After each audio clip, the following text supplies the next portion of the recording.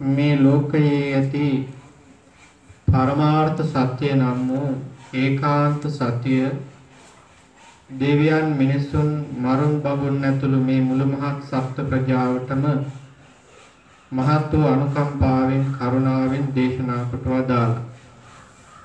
ලෝකයේ බුදු කෙනෙක් පහළ වෙන්නේ ලෝකයට එතෙක් විවරණය නොවූ ලෝකයට එතෙක් අසන්නට නොලැබුණ දැනගන්නට නොලැබුණ මේ ඒකාන්ත සත්‍යය ලෝකයට අනාවරණය කිරීම සඳහා ඒ තථාගත බුදුරජාණන් වහන්සේ පහළ වෙලා උන්වහන්සේ අවබෝධ කරගන්නවා මේ සම්මා සම්බුද්ධත්වයට සමග අවබෝධ කරගන්නවා මේ ලෝකයේ සම්මුතිය නම් වූ මේ මුලාව තුළ ඇති පරමාර්ථ නම් වූ ඒකාන්ත සත්‍ය පිළිබඳ. ඒ ඒකාන්ත සත්‍ය වශයෙන් සැබෑ සත්‍ය වශයෙන් බුදුරජාණන් වහන්සේ පෙන්වා දෙනවා මේ ලෝකයේ ජීවත් වෙන සත්වයේ පුද්ගලයෙක් හෝ ජීවියෙක් ආත්මයක් නැහැ.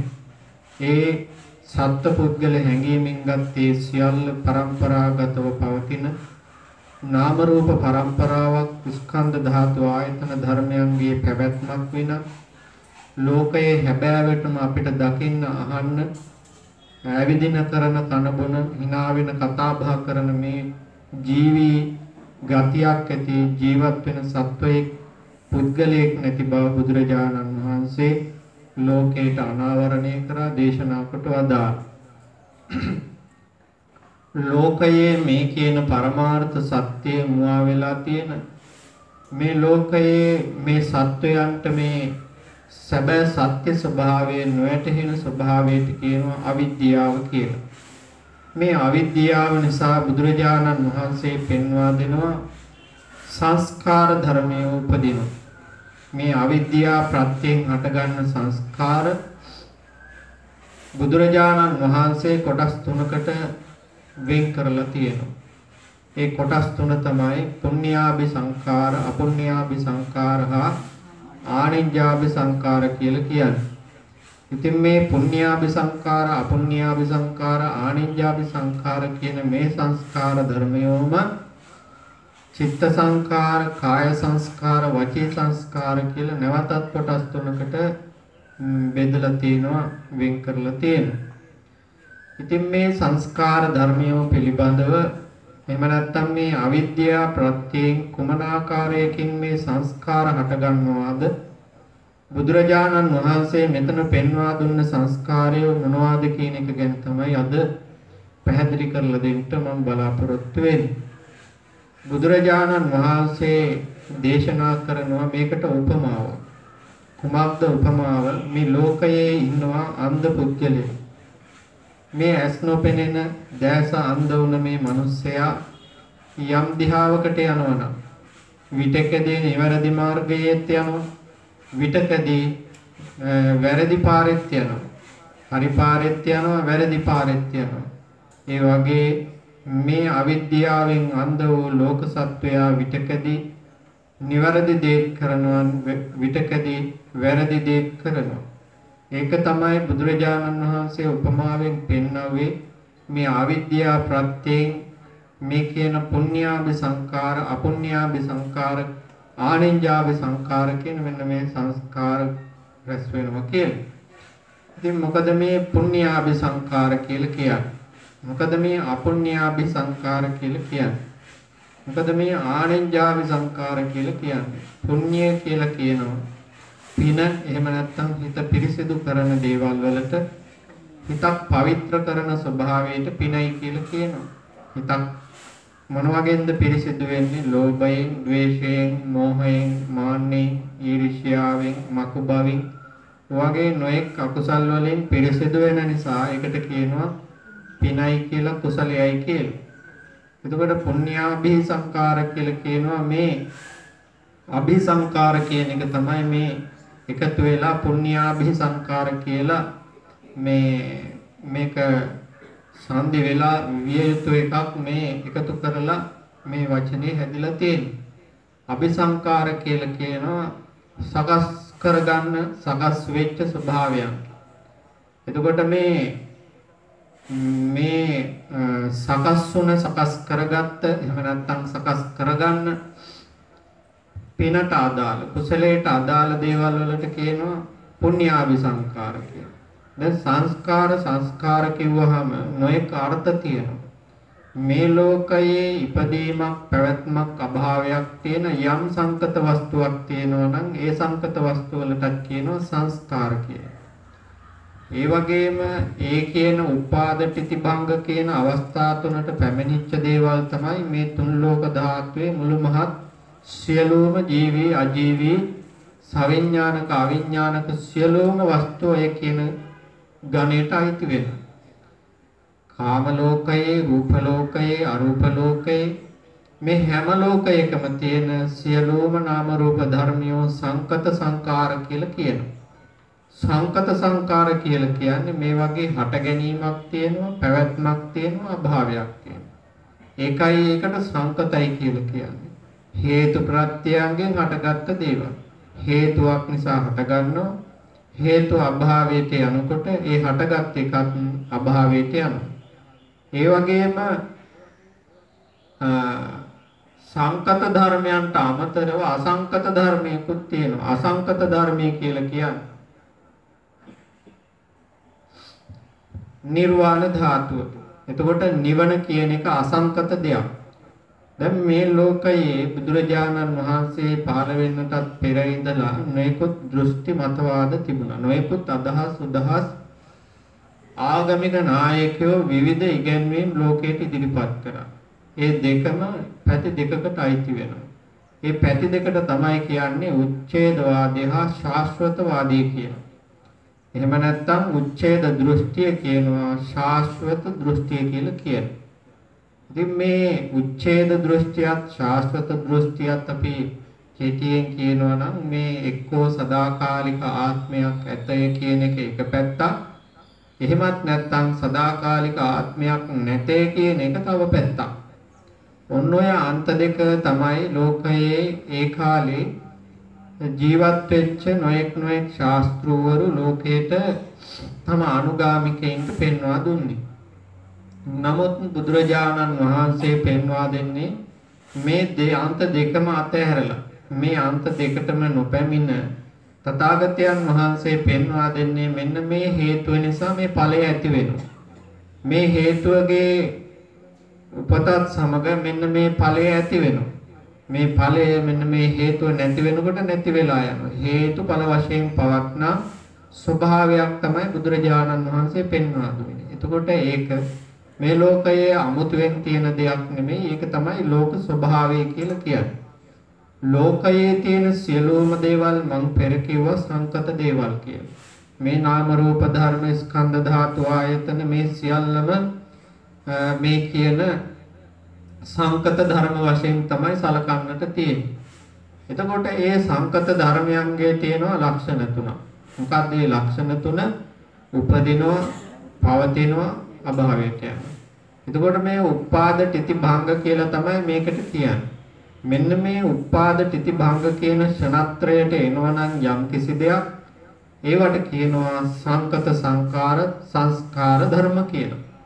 එතකොට ඒ සංස්කාර ධර්මයෝ මේ මුළු මහත් විශ්වයෙන් අපි දන්නවා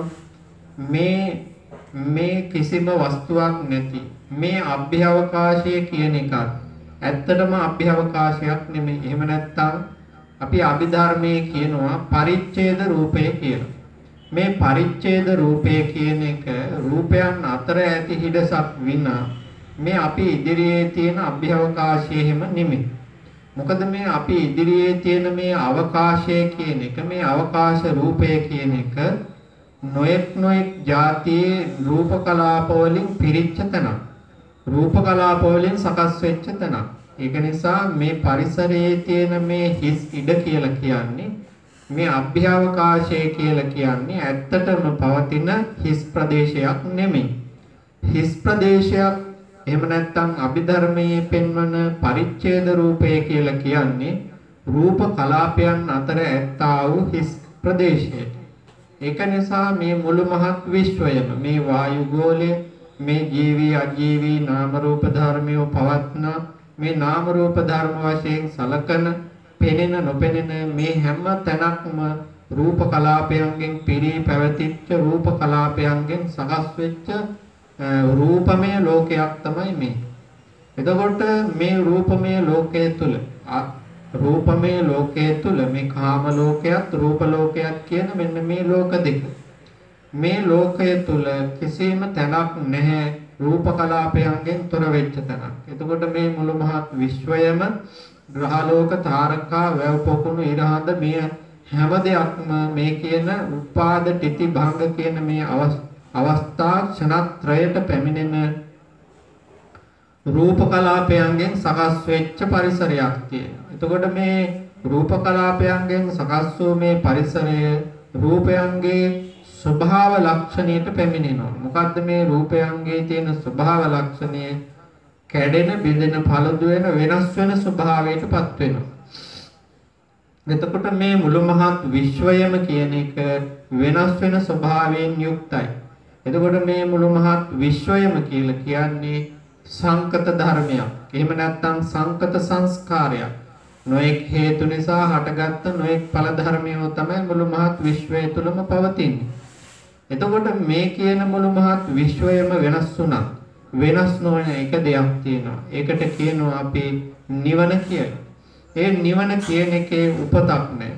ඒ නිවන කියන එකේ අභාවයක් නැහැ. මොකද මේ නිවන කියන එකේ උපතක් හා අභාවයක් නැත්තම් නිවන කියන එක හටගන්න හේතු නැහැ. යම් දෙයක් හේතුවකින් හටගත්තොත් ඒ දේ නැති වෙලා යනවා කියලා අපි දන්නවා.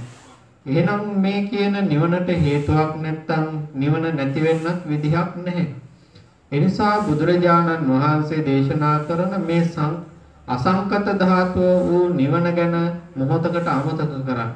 මේ නිවන කියන මේ ස්වභාවයට යම් කිසි කෙනෙක්පත් වෙන්නට නම් මේ සංකත සංස්කාර ධර්මයන් පිළිබඳව හොඳ හැටි අවබෝධ කරගන්න වෙනවා.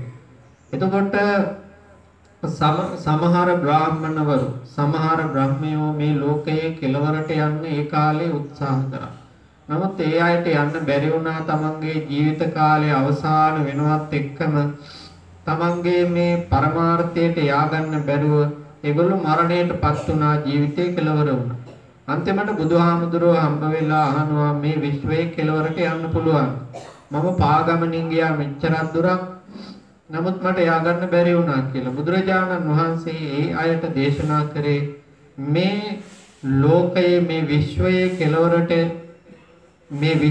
කෙලවරට යනවට වඩා මේ පංචස්කන්ධ ලෝකයේ කෙලවරට ගියා නම් මේ විශ්වයේ කෙලවරට ගියා වෙනවා කියලා. එතකොට මේකත් බුදුරජාණන් වහන්සේ ලෝකයක් විදිහට තමයි පෙන්වන්නේ. මොකක්ද මේ පංචස්කන්ධ ලෝකය? තවත් විදිහකින් කියනවා නම් මේ නාම රූප පරම්පරාව. තවත් විදිහකින් කියනවා නම් මේ ද්වාදස ආයතන යංගේ ක්‍රියාවලිය. මේක හොඳ හැටි අවබෝධ කරගත්තොත් මේක හොඳ හැටි තේරුම් ගත්තොත් එහෙම අපි මේ විශ්වය ගැන අවබෝධ කරගත්ත වෙනවා. විශ්වය ගැන දැනගත්ත වෙනවා. මොකද අපිට මේ සත්පුද්ගල ආත්ම හැඟීම් පවතින්නේ මේ බාහිර ලෝකයට වඩා තමන්ගේ මේ පංචස්කන්ධ ලෝකයේ තුලත් තමන්ගේ ඇහෙන් දකින මේ ලෝකයේ තුල ජීවත් වෙන අපි වගේම ජීවීන් නිසා තමයි මෙන්න මේ සත්පුද්ගල ආත්ම හැඟීම අපේ හිතේ කිඳා බහැලා තියෙන්නේ. ඒක නිසා මේ මිනිස්සයා ගැන දැනගත්තොත් ලෝකය ගැන දැනගත්තා වෙනවා. එතකොට මේ මිනිස්සයා කියලා කියන්නේ සම්මුතියක් ප්‍රඥාප්තියක් පනවා ගැනීමක් විදිහට තමයි බුදුරජාණන් වහන්සේ පෙන්වා දෙන්නේ. ඒක නිසා මේ සත්පුද්ගල ආත්ම හැඟීමේ ඉඳලා කරන සියලුම සංස්කාර කාය සංස්කාර වචී සංස්කාර චිත්ත සංස්කාර කියන මේ සියලුම සංස්කාර අபிසංස්කරණය වූ එහෙම නැත්නම් අපි කියනවා විපාක බවට පත් වෙන කර්ම තමයි මේ හැම වෙලෙම සිද්ධ කරනු ලබන්නේ. එහෙම නැත්නම් මේ හැම වෙලෙම කරන කර්මයන්ගේ විපාකයක් සකස් වෙනවා කියන එක තමයි ඒකෙන් අපිට කියන්නට තියෙන්නේ.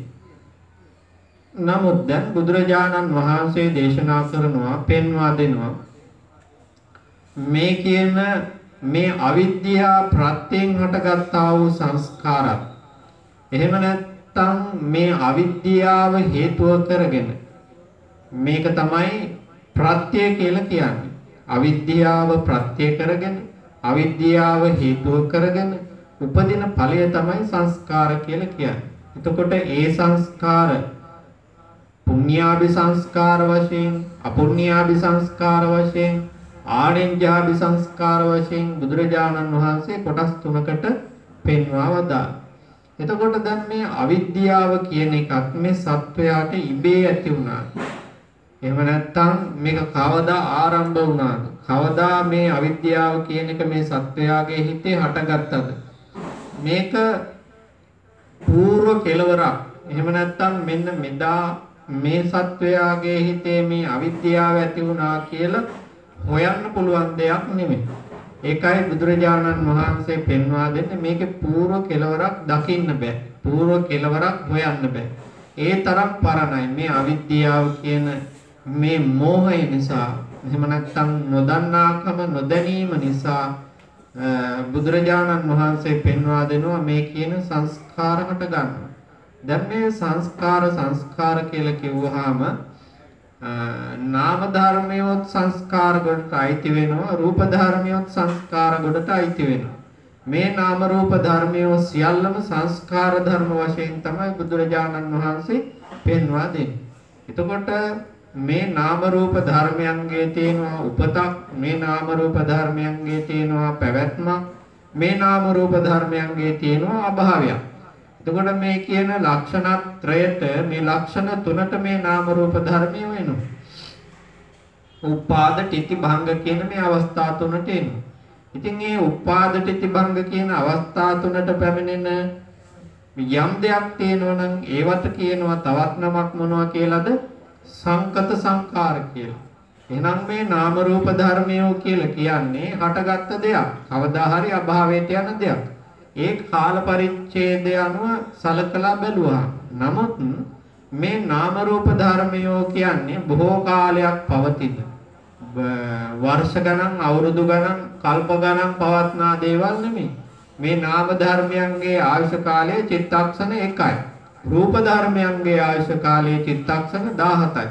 එතකොට මේ චිත්තක්ෂණ 17කට වරක් මේ රූප හැම වෙලේම මොකද වෙන්නේ? උපදිනවා මැරෙනවා, උපදිනවා මැරෙනවා, උපදිනවා මැරෙනවා.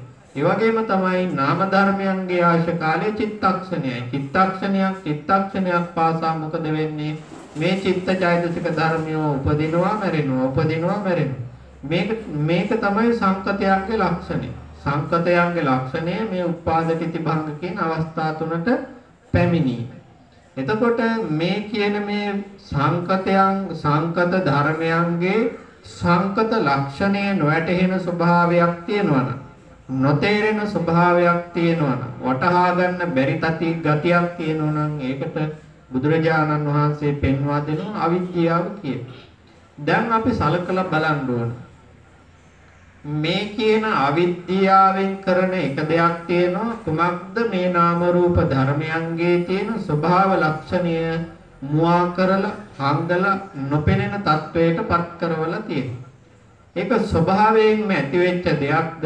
එහෙම නැත්නම් අපි අස්වාභාවිකව අපි හිතෙන් හිතාගත්ත දෙයක්ද කියන එක. දැන් මේ පින්වතුන්ලා දන්නවා. අපි හැම වෙලේම මේ බාහිර ලෝකයේ තියෙන යම් අරමුණක් තියෙනවා.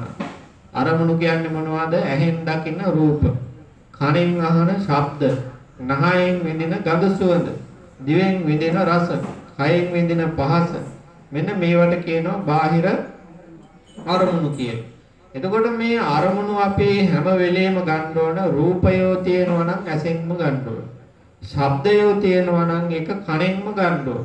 ගඳ සුවඳ තියෙනවා නම් නහයෙන්ම ගන්න ඕන. රසය තියෙනවා නම් දිවෙන්ම ගන්න ඕන. පහසක් තියෙනවා නම් ඒවා කය හරහාම ගන්න ඕන. එතකොට මේ කියන මේ පංචද්වාරයන්ගෙන් මේ අරමුණු ගන්නකොට මොනවද අරමුණු? රූප, ශබ්ද, ගන්ධ, රස, ස්පර්ශ කියන මෙන්න මේ අරමුණු. මේ අරමුණු මේ ద్వාරයන්ගෙන් ගන්නකොට මේ ద్వාරයන්ට ගන්න පුළුවන් මේ අරමුණු වල තියෙන තිතික්ෂණේ පවත්නා අරමුණු පමණයි. තිතික්ෂණේ කියලා කියන්නේ මේ මේ නාම රූප ධර්මයන්ට හෝ මේ අභ්‍යන්තර බාහිර මේ අරමුණු වලට අපි කියනවා සංකත ධර්ම කියලා. එතකොට මේ සංකත ධර්මයන්ගේ තියෙන අවස්ථා තුනක්. මොකක්ද මේ අවස්ථා තුන? උපාද, තිති, භංග. එතකොට මේවා අපිට මේ ద్వාරයන්ගෙන් ගන්න මේ අරමුණු අපි හඳුන්වනවා රූපාරම්මන කියලා. ඒ රූපාරම්මන කියන්නේ ඇහෙන් දකින රූපවලට පමණක් නෙමෙයි. කනෙන් අහන ශබ්දයක් රූපයක්. නහයෙන් ගන්න ගඳ සුවඳක් රූපයක්. දිවෙන් ගන්න රසයක් රූපයක්. කයෙන් ගන්න පහසක් රූපයක්. මේවා එක්කම රූපමය දේවල්. එතකොට මේ රූපමය වූ වර්ණ රූපේ, ශබ්ද රූපේ, ගන්ධ රූපේ, රස රූපේ, පොට්ටබ්බ රූපේ.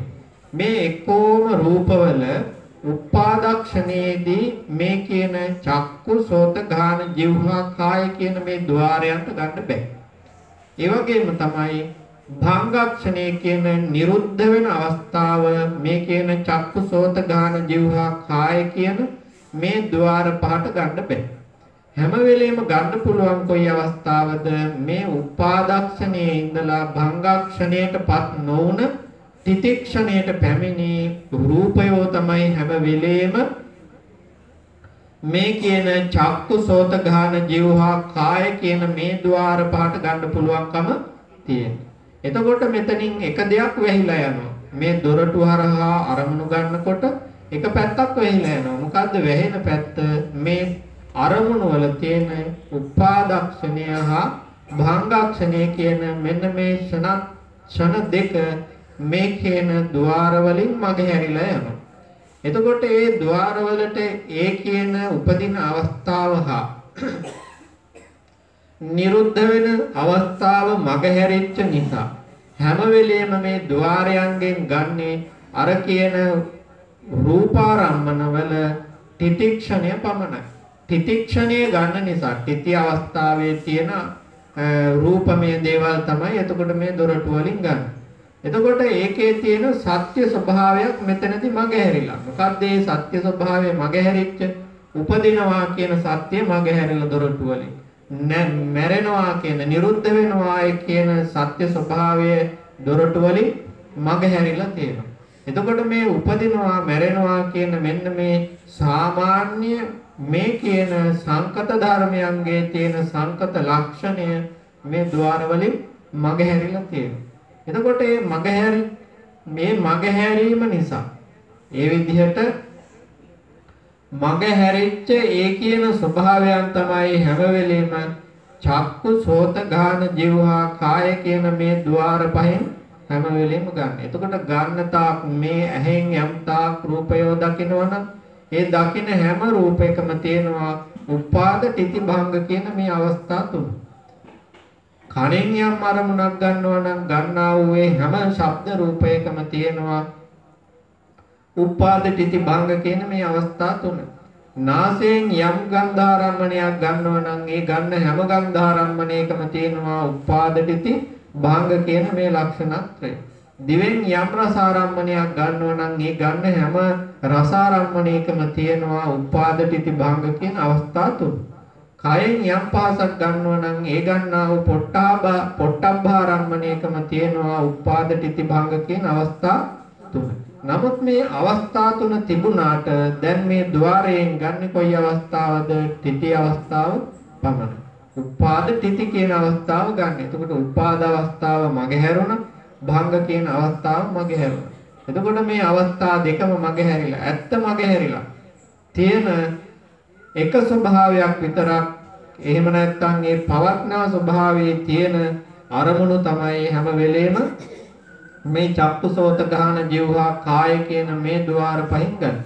දැන් මේ ద్వාර පහින් අරමුණු ගන්න නැතුව කෙලින්ම මන ආයතනයේට හිතට අරමුණු ගන්න පුළුවන් කමක් නැහැ. එහෙනම් මේ ලෝකයේ තියෙන යම්තා අරමුණු තියෙනවා නම් ඒ සියලුම අරමුණු රූපමය ස්වභාවයන් ප්‍රඥප්ති අරමුණු වෙනවා. එහෙම නැත්නම් සම්මුති අරමුණු වෙනවා. මේ සියලුම සම්මුති අරමුණු ගන්න ඕනේ මෙන්න මේ ඇස, කන, නාසය, දිව, කය කියන මේ ద్వාර පහ හරහා. ඒ ద్వාර පහෙන් ගත්ත අරමුණු තමයි මනෝද්වාරයට අරමුණු බවට පත් වෙන්නේ. එහෙම නැත්නම් මනෝද්වාරයට එන්නේ මේ ద్వාරයන්ගෙන් ගත්තා වූ අරමුණු. එතකොට මනෝද්වාරයත් ගන්නේ අර පංචද්වාරයන්ගෙන් ගත්ත අරමුණු ගත්ත විදිහටම තමයි මනෝද්වාරයෙමුත් ඒ අරමුණු ගන්න. ඒ මනෝද්වාරයෙන් ඒ අරමුණු ගන්නේ පංචද්වාරයන්ගෙන් ගත්ත අරමුණු ගත්ත ස්වභාවයටමයි. ඒක වෙනස් කරනවා. වෙනස් කරන්නේ නැහැ. එතකොට ඒක මනෝද්වාරයට ගන්නකොට චිත්තක්ෂණයක් පරක්කු වෙනවා. එහෙම නැත්නම් චිත්තක්ෂණයක් ගත වෙනවා. ඒ චිත්තක්ෂණයක් ගත වුණාට මනෝද්වාරයේ පංචද්වාරයන්ගෙන් ගත්ත අරමුණු ගන්නකොට මනෝද්වාරයෙන් ගන්නේ වර්තමාන අරමුණක් ගන්නවා වගේ. එහෙම නැත්නම් චිත්තක්ෂණ කීපයක් පරණ අතීත ආරම්මණයක් ගන්නවා වගේ නෙමෙයි මනෝද්වාරයට ගන්නේ වර්තමාන අරමුණක් ගන්නවා වගේ තමයි ගන්න. එතකොට මනෝද්වාරයේ පිරිපවතින්නේ අන්න අර කියන සත්‍ය ස්වභාවය වසං වූ අරමුණු වල ස්වභාවයන් තමයි මනෝද්වාරේ තියෙන්නේ. ඉතින් මේක සදාකාලිකව වෙන දෙයක්. හැමදාම මේ සත්වයාට සිද්ධ වෙන දෙයක්. එතකොට මේක මේ කවුරුවත් හිතාමතා ඇති කරගත්ත දෙයක්. හිතාමතා ඇති කරගත්ත දෙයක් නෙමෙයි. මේ ద్వාර සකස් වෙලා තියෙන්නේ මෙහෙමයි. ඒ ద్వාරයන්ගේ ස්වභාවය ඕකයි. ඒ දොරටු වලින් අරමුණු ගන්නකොට වෙන්නේ ඔන්න ඔය සිද්ධියයි. ඒ නිසා මේ මන ආයතනයත් ඒ වගේම පිරිපවතිනවා විනා මේක සත්වයා විසින් හිතාමතා ඇති කරගත්ත දෙයක් නෙමෙයි. නමුත් දැන් බුදුරජාණන් වහන්සේ පෙන්වා දෙනවා මෙන්න මේ වගේ ස්වභාවයක් මේ ලෝකේ තියෙනවා. මොකද්ද තියෙන తত্ত্বය? ඔය ඇහෙන් කනෙන් නායෙන් දිවෙන් කයෙන් කියන මේ ద్వාරයන්ගෙන් මේ අරමුණු ගන්නකොට ගන්න මෙන්න මේ අවස්ථාව. නමුත් ඒ කියන අරමුණු වලට මෙන්න මේ වගේ ලක්ෂණ ටිකකුත් තියෙනවා කියලා බුදුරජාණන් වහන්සේ පෙන්වා දෙනවා. එතකොට දැන් මේක අපිට දැනගන්න ලැබෙනවා. මේ බණ අහනකොට බණ පොත් කියවනකොට අපිට දැනගන්න ලැබෙනවා මේ සියලුම නාම රූප ස්කන්ධ ධාතු ආයතන මේ සියලුම සංකත සංස්කාරයන්ට තේනවා උපාද තිති භංග කියලා අවස්ථා තුනක්. එතකොට මේ උපාද තිති භංග කියන අවස්ථා තුනක් ඇති මේ සංකත සංස්කාරයෝ සදාකාලික දේවල් නෙමේ. ඒ හැම නාම රූප ධර්මයකටම තියෙනවා පොදු ආයුෂ කාලයක්, ස්ථිර ආයුෂ කාලයක්. ඒ ආයුෂ කාලයේ ගෙවා නිම කරලා ඒ හැම නාම රූප ධර්මයක්ම නිරුද්ධ වෙලා යනවා. එතකොට මෙන්න මේ අවස්ථා තුනට පැමිණෙන මේ සංස්කාර ධර්මය බුදුරජාණන් වහන්සේ දේශනා කරනවා. මේක තමයි අනිත්‍ය ස්වභාවය කියලා කියන්නේ. මේක වෙනස් වෙනවා. හැම වෙලෙම මේ නාම රූප ධර්මය උපදිනවා, නිරුද්ධ වෙනවා, උපදිනවා, නිරුද්ධ වෙනවා. ඉපදෙනවා, මැරෙනවා. නමුත් මේ ඉපදින මැරෙන ස්වභාවය වසන් වෙලා තියෙන්නේ මෙන්න මේ ద్వාරයන්ගෙන් අරමුණු ගන්න ස්වභාවය නිසා. එතකොට මෙන්න මෙතනින් සත්‍ය මුවා වෙලා තියෙනවා එක පැත්තකින්. අනිත් දේ තමයි බුදුරජාණන් වහන්සේ අවිද්‍යාවට ප්‍රත්‍ය වශයෙන්, අවිද්‍යාවට හේතු වශයෙන් පෙන්වා දෙනවා මේ ලෝකයේ තියෙනවා ගහන හතරක් ගැන මම මීට කලිනුත් මේ පින්නතුන්ට පැහැදිලි කරලා දුන්නා. සමූහ ගණය කියලා කියනවා. සමූහ ගණය කියලා කියන්නේ දැන් බලන්න අපි යම් වස්තුවක් එහෙම නැත්නම් අපි ගැනම අපි ගමු.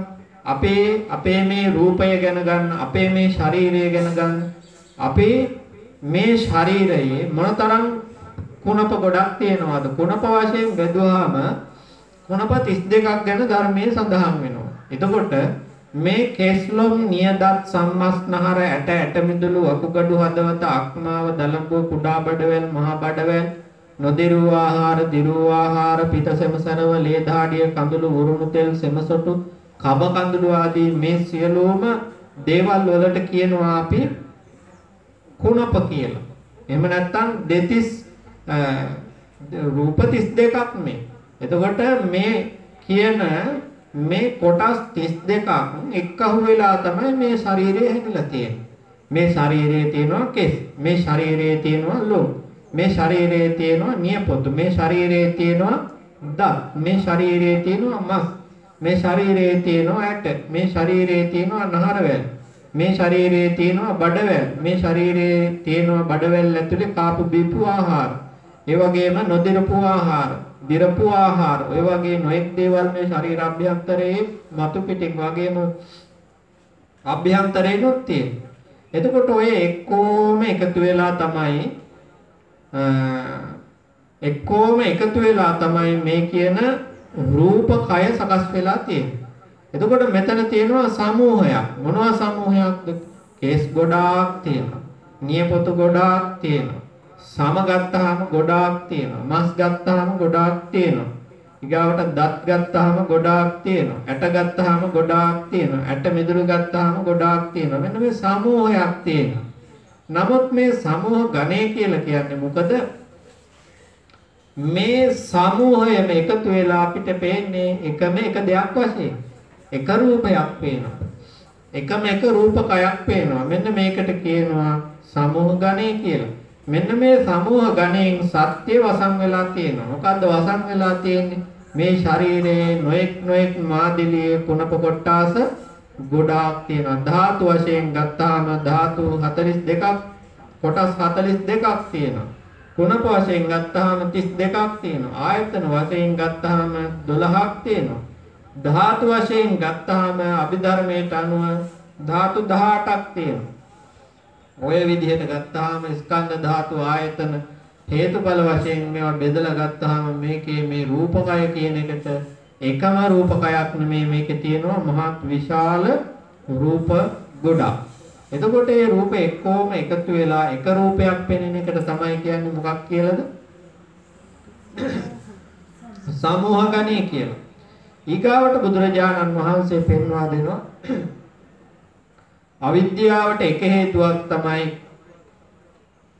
කෘත්‍ය ගණය කියලා කියන්නේ. කෘත්‍ය ගණය කියලා කියන්නේ දැන් බලන්න ඔබ එහාට මෙහාට ඇවිදිනවා. එහෙම නැත්නම් වටපිට බලනවා. එහෙම නැත්නම් කතා බහ කරනවා. යම් දෙයක් කරනවා. මේ කරන හැම දෙයක්ම එකම සිතින් කරනවා වගේ අපට තේරෙනවා. දැන් මේ මම කතා කරන්නේ පැයක් කතා කරනවා නම් පැයක් බණ කියනවා නම් ඊටත් වඩා වැඩි වෙලාවක් බණ කියනවා නම් මම එකම සිතින් මේ එක්කෝම මේ කියන තාක් බණ කියනවා කියලා තමයි මට හිතෙන්නේ. එතකොට මේකට කියනවා කෘත්‍ය ගණ. දැන් විවිධ දේවල් කරනවානේ ඔබ. විඤ්ඤාප්ති රූප උපදවමින් විවිධ ක්‍රියා කරනවා. නේ වටපිට බලනවා, hina වෙනවා, කතා බහ කරනවා, මල් පූජා කරනවා, පරවෙච්ච මල් අයින් කරනවා, අතුපතු ගන්නවා, කනවා, බොනවා, ඇවිදිනවා, නොඑක් දේවල් කරනවානේ. ඒ කරන හැම දෙයක්ම එකම හිතින් කරනවා වගේ, එක සිතකින් කරනවා වගේ පෙනෙන එක තමයි මේ කෘත්‍ය ගණ කියලා කියන්නේ. නමුත් බුදුරජාණන් වහන්සේ මේ සිතක ආයුෂ කාලය අපට පෙන්වා දුන්නා. සිතක ආයුෂ කාලය කොච්චරද? චිත්තක්ෂණයක් පමණයි. එතකොට චිත්තක්ෂණයක් ආයුෂ ඇති මේ හිතට ওই තරම් දේවල් කරන්න පුළුවන්. අපි කල්පනා කරලා බලන්න ඕන. ඔන්න එතකොට මේක කඩලා බෙදලා බලන්න අපිට සිද්ධ වෙනවා. දැන් බුදුරජාණන් වහන්සේ මේකට උපමාවක් කියනවා. උපමාවක් දේශනා කරනවා. දැන් අර සමූහ ගණය කියන එකට ඉස්සර කාලේ තිබ්බ වාහනයි අද කාලේ තියෙන වාහනයි දෙක සමාන නැහැනේ. ඉස්සර තිබ්බේ අශ්ව කරත්ත, ගෝම් කරත්ත වගේ කරත්තනේ තිබුණේ. ඉතින් ඒ රතයක් තියෙනවා. මේ රතේට තියෙනවා රෝද, මේ රතේට තියෙනවා මැස්සක්, මේ රතේට තියෙනවා ඒ තට්ටුවට වහලයක්.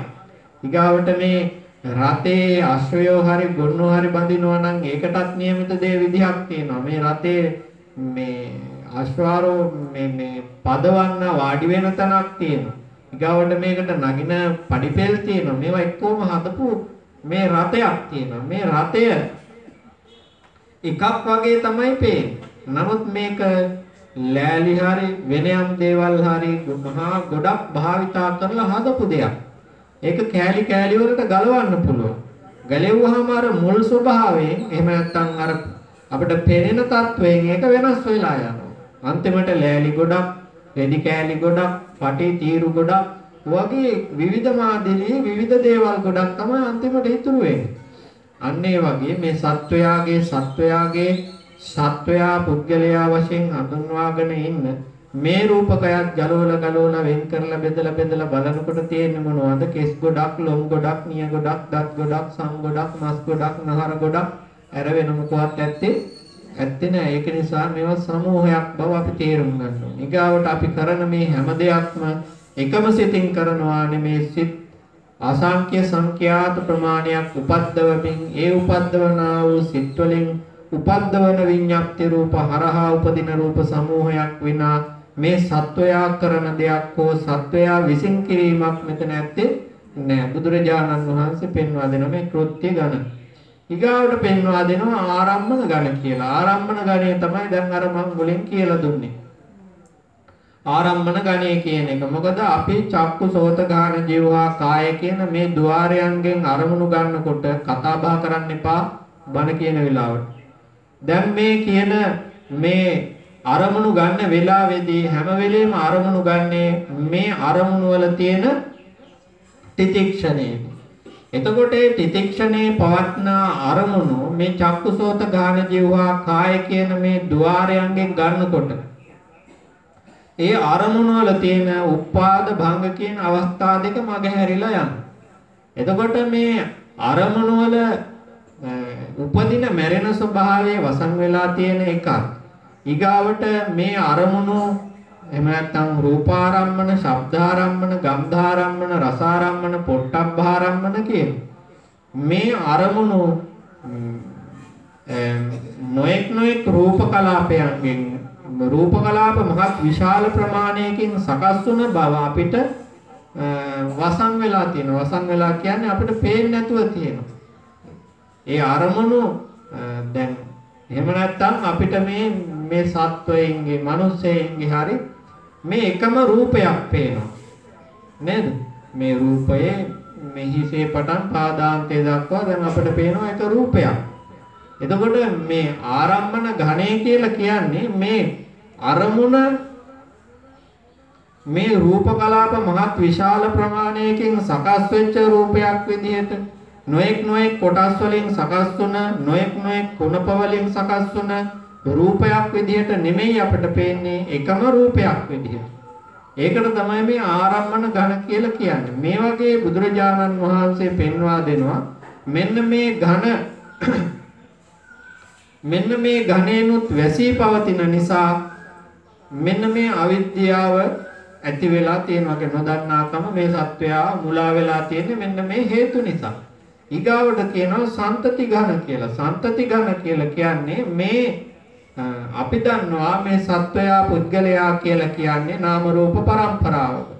ස්කන්ධ ධාතු ආයතන ධර්මයන්ගේ පරම්පරාවක. පරම්පරාවක් කියන්නේ මේ වගේ මේ ඉපදෙමින් මැරෙමින් නැවත හටගන්න නාම රූප පරම්පරාවක්. එහෙම නැත්නම් මේක දිගින් දිගට යන ස්වභාවයක්.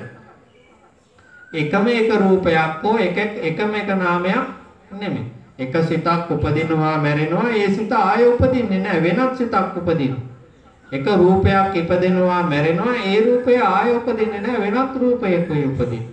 ඔය වගේ නොඑක් ප්‍රත්‍ය නිසා උපදින්නා වූ නොඑක් මාදිලියේ නාම රූප ධර්මයෝ සම්තතිය පරම්පරාවක් තමයි පවතින්නේ. අන්නේ පරම්පරාව මේ එකම දෙයක් විදිහට සැලකීම පරම්පරාවක් වශයෙන් නොයටීමට තමයි මේ සම්තති ගණය කියලා කියන්නේ. දැන් මෙතන තියෙන අපේ සත්ව ශරීරයක රූප උපදින්නට හේතු තියෙනවා. එක හේතුවක් නොවේ හේතු තියෙනවා. රූප උපදින්න ප්‍රධාන හේතු හතරක් වෙන්නනවා. එකක් තමයි කර්මය, එකක් තමයි චිත්තය, එකක් තමයි ඍතු, අනිත් එක තමයි ආහාර. කාම චිත්ත ඍතු ආහාර කියන ප්‍රත්‍ය හතරකින් චිත්තක්ෂණයක් පාසා මේ සත්ව ශරීරයක රූප උපදිනවා. එතකොට මේ කර්මය කියන්නේ එක ප්‍රත්‍යක්. චිත්තය කියන්නේ තවත් ප්‍රත්‍යක්. ප්‍රත්‍ය කියන්නේ හේතුව. ඍතුව කියන්නේ තවත් හේතුවක්. ආහාරය කියන්නේ තවත් හේතුවක්. දැන් මේ හේතු වලින් චිත්තය කියන හේතුව ගත්තාම චිත්තේ ප්‍රත්‍යයෙන් එහෙම නැත්නම් චිත්තජ රූප උපදවන්නා වූ නොයෙක් ප්‍රත්‍යෝ මේ ප්‍රත්‍ය 24 තුල තියෙනවා.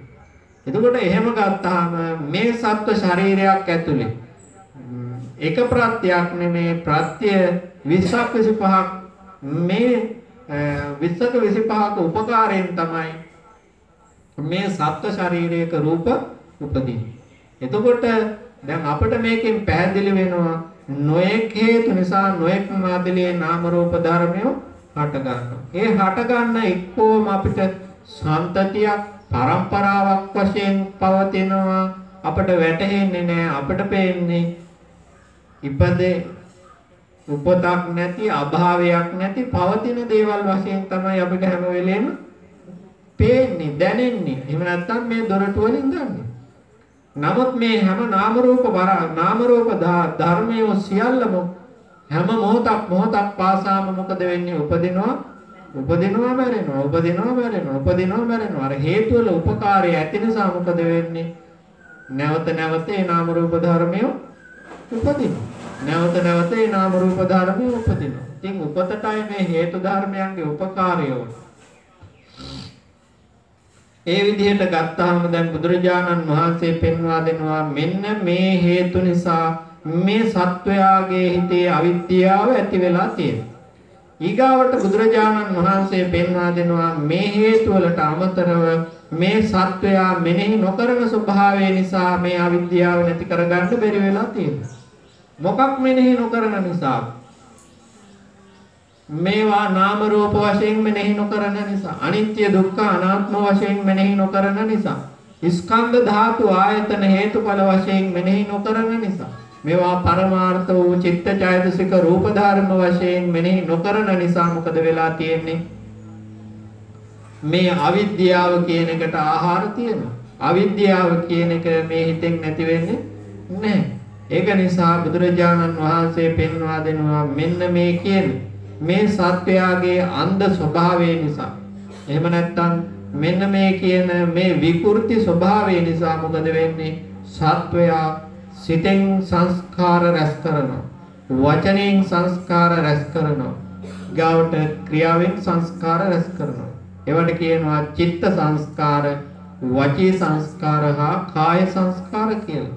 එතකොට කාය චිත්ත වචී කියන මේ සංස්කාර ධර්මියෝ සියල්ලම පුඤ්ඤාභි සංස්කාර හෝ අපුඤ්ඤාභි සංස්කාර හෝ ආනිඤ්ඤාභි සංස්කාර වෙනවා. එතකොට මේවා දැන් අපි එකක් ගානේ අරගෙන බලන්න ඕනේ අභිධර්මයට අනුව මොනවද මේ බුදුරජාණන් වහන්සේ පෙන්වා දුන්න පුඤ්ඤාභි සංස්කාර, මොනවද මේ අපුඤ්ඤාභි සංස්කාර, මොනවද මේ ආනිඤ්ඤාභි සංස්කාර කියන්නේ? දැන් පුඤ්ඤාභි සංස්කාර කියන්නේ පුඤ්ඤාභි සංකාර කියලා බුදුරජාණන් වහන්සේ පෙන්වා දුන්නේ කාමාවචර කුසල චේතනා 8ටත් රූපාවචර කුසල චේතනා 5ටත් පුඤ්ඤාභි සංකාර කියලා කිව්වා. එතකොට මේ පුණ්‍ය චේතනා කුසල චේතනා කිව්වේ කාමාවචර කුසල සිත් 8යි. රූපාවචර කුසල සිත් 5යි. මේ කියන මේ සිත් 13ට කිව්වා මොනවා කියලාද? පුඤ්ඤාභි සංකාර කියලා. එතකොට කාමාවචර දැන් මේවා වරදවා තේරුම් ගන්න එහෙම එපා. මොකද මෙතන හරි දේ වටහා ගත්තේ නැත්නම් වැරදි අවබෝධයක් තමන්ගේ හිතේ ඇති වෙන්න ඉඩ කඩ තියෙනවා. මොකද මේවත් සංස්කාර කියලා මේවත් සංස්කාර මල්ලට දාලා ඇඟ බේර ගන්න බෑ අපිට. මොකද ඒ කියන කුසල් සිද්ධ කරන්න වෙන්නේ මේ කියන සංස්කාර. දැන් අපි කරන හැම දෙයක්ම සංස්කාර වෙනවනේ එතකොට. නේ?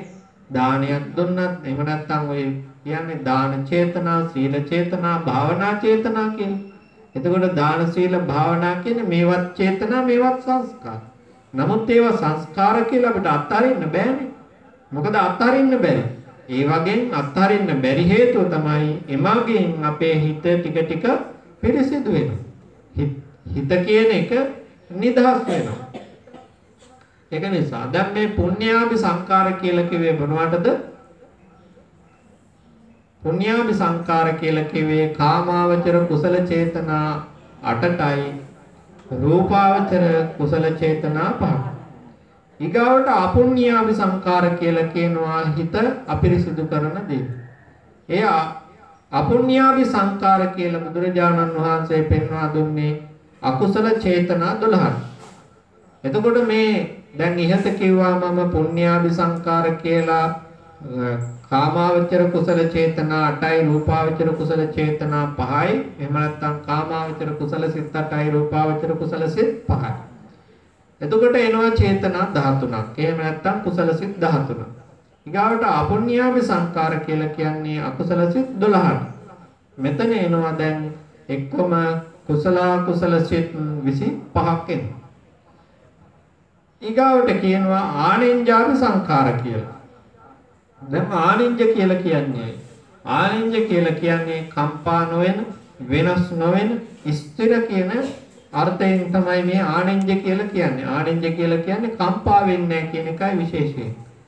දැන් කම්පා වෙන්නේ නැහැ කියලා කියන්නේ හෙල්ලෙන්නේ නැහැ. වෙන අරමුණු නිසා හෙල්ලෙන්නේ නැහැ. දැන් රූපාවචර කුසල චේතනා ඊගණේට අයිති වෙන්නේ නැහැ. රූපාවචර කුසල චේතනා නැති වෙන්න පුළුවන්. රූපාවචර කුසල ධානයම අභාවයට යන්න පුළුවන් නොඑක් හේතු නිසා. නමුත් අරූපාවචර කුසල චේතනාව ඒ වගේ ප්‍රතිවිරුද්ධ අරමුණු නිසා ප්‍රතිවිරුද්ධ හේතු නිසා අභාවයට යන්නේ නැති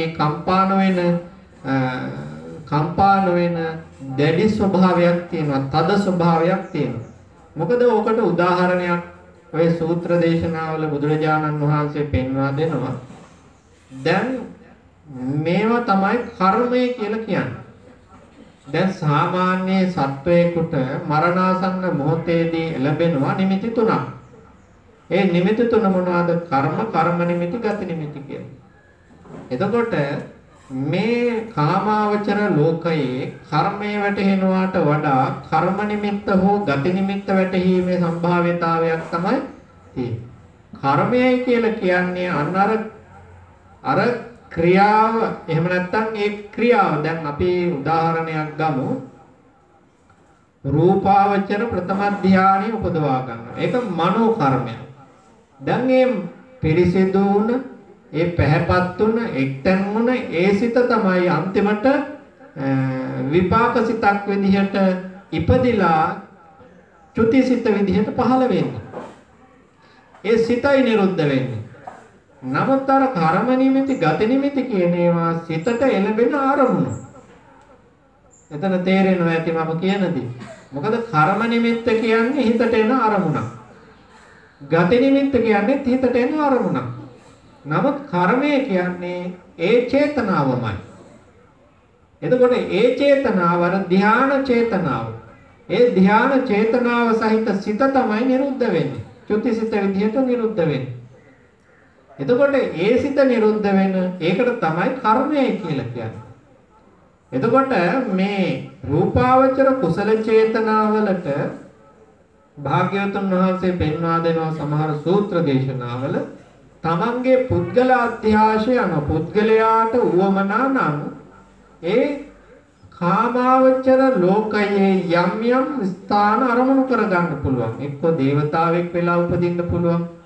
එක්ක මනුෂ්‍ය ලෝකයේ තමන් අරමුණු කරගෙන තමන් දැඩිව හිතේ පිහිටුවා ගන්නවා නම් මෙන්න මේ තැන මම උපදීවා කියලා ඒ චේතනා, එහෙම නැත්නම් ඒ ධ්‍යාන වඩලා ඒ ධ්‍යාන වැඩු කෙනාට අර ධ්‍යාන චේතනාව අත්හැරලා අර කියන තැන්වල උපදින්න පුළුවන්කම තියෙනවා. ඒකයි බුදුරජාණන් වහන්සේ පෙන්වා දෙන්නේ මේ රූපාවචර චේතනාව ආනෙන්ජාම සංකාර ගණයට වැටෙන්නේ නැහැ.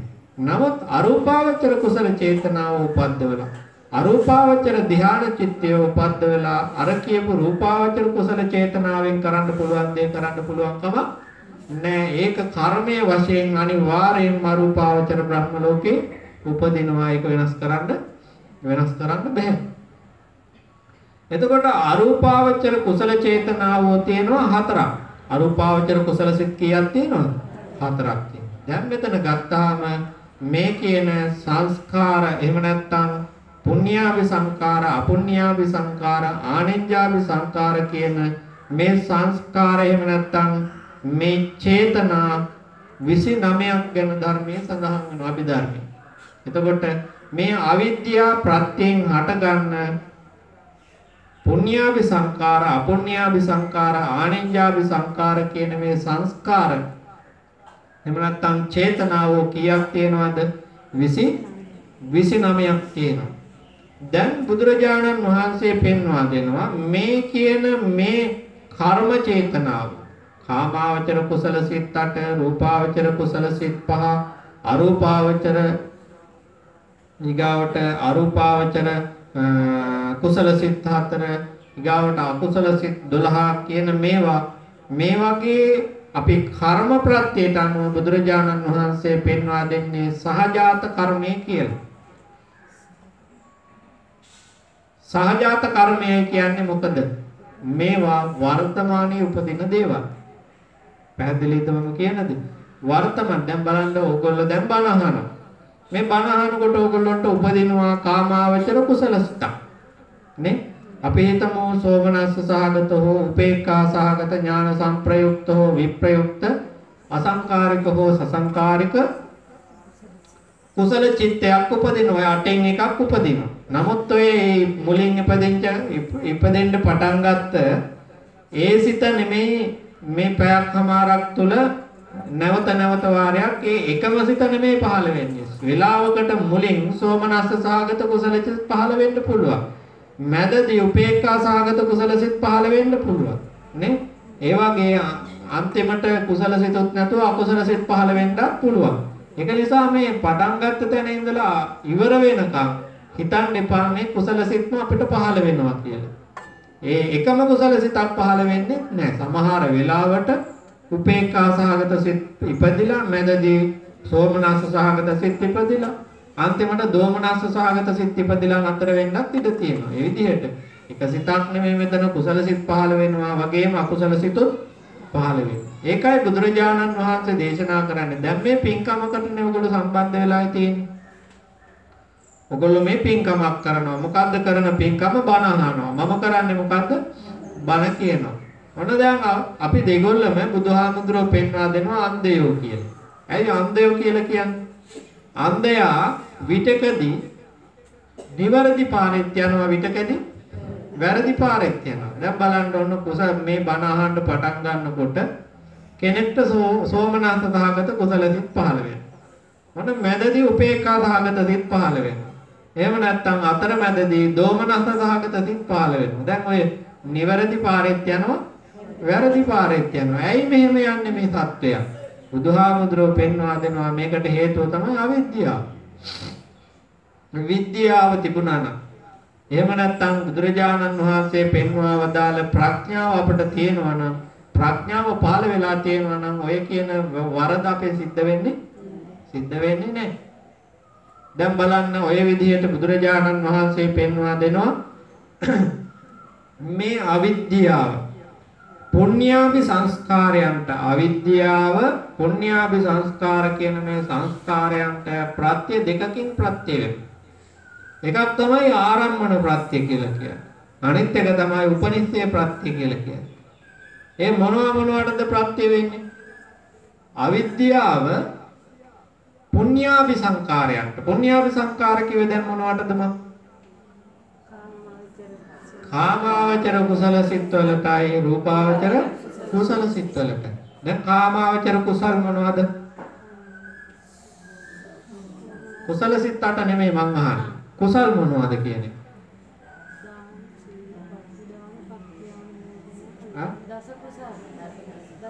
දාන මතක් කරලා දෙන්න නැත්තම් එන්නේ. දාන සීල භාවනා පාත්තිදාන පත්තානෝද වෙය්‍යාවච්ච අපචායන ධම්මදේශනා ධම්මසවන ditthිජුගම් වමනෝද කුසල්. ඒවට කියනවා දස පින් කිරියවත් කියලා කියනවා. දස පුණ්‍ය ක්‍රියා කියලා කියනවා. තවත් පින් තුනක් තියෙනවා මොනවද? දාන පින, සීල පින, භාවනා පින. වනේ දස පුණ්‍ය ක්‍රියා, ත්‍රිවිධ පුණ්‍ය ක්‍රියා කියන ඔය තුනට නේ දාන, සීල, භාවනා. එතකොට මේවා එක්කෝම මේ කියන දාන, සීල, භාවනා, පත්තිදාන, පත්තානුමෝදනා, වෙය්‍යාවච්ච අපචායන, ධම්මදේශනා, ධම්මසවන, ditthිජුකම්ම මේවට කියනවා දස පුණ්‍ය ක්‍රියා, දස කුසල් කියලා කියන දස කුසල් අර දස අකුසල් වලින් වැළකීමටත් දස කුසල් කියලා කියනවා. මොනවාද දස අකුසල්? ප්‍රාණඝාතය, අදත්තාදානය, කාම මිත්‍යාචාරය, පිසුනා වාචා, පරුසා වාචා, සම්පප්පලා නේද? මිච්ඡා ආජීව මේව 8යි අවිජ්ජා දෝමනස්ස නේ. එතකොට මේවා දැන් බුදුරජාණන් වහන්සේ පෙන්වා දෙනවා මේ වගේ වෙන් වෙනවා නම් ඒවා දස කුසල්. ඊගාට මේ දාන සීල භාවනා පත්තිදාන පත්තානුමෝදනාදී මේ 10ට කියනවා දස පින් කිරියවත්. මේවා එක්කෝම මොනවද? කාමාවචර කුසල චේතන. නේ? කාමාවචර කුසල.